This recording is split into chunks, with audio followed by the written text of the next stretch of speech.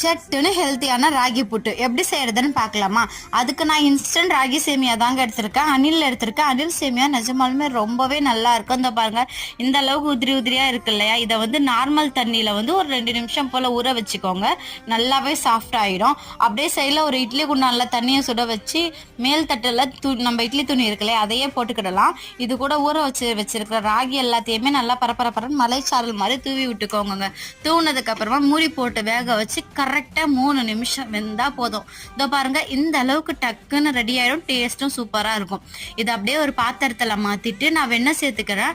வெண்ணெய் இல்லைன்னா நீங்கள் வந்து நெய் கூட சேர்த்துக்கலாம், இல்லை சேர்க்காம கூட இருக்கலாம், உங்கள் இஷ்டம் தான். நான் நாட்டு சர்க்கரை அது கூட தேங்காய் பூ எல்லாத்தையுமே சேர்த்து நல்லா ஒரு மிக்ஸ் பண்ணி எடுத்தோன்னா சொல்லும் போதே வாயை விடுது. டேஸ்ட் அட்டகாசமாக இருக்கும். பசங்களுக்கு சாக்லேட் புட்டுன்னு சொல்லிட்டு ஈஸியாக கொடுக்கலாம். மறக்காமல் இந்த ரெசிபியை ட்ரை பண்ணி பாருங்கள். இதே மாதிரி வீடியோஸை ரெகுலராக பார்க்கணுன்னா மறக்காமல் உங்கள் ஃப்ரெண்ட்ஸ் அண்ட் ஃபேமிலிக்கு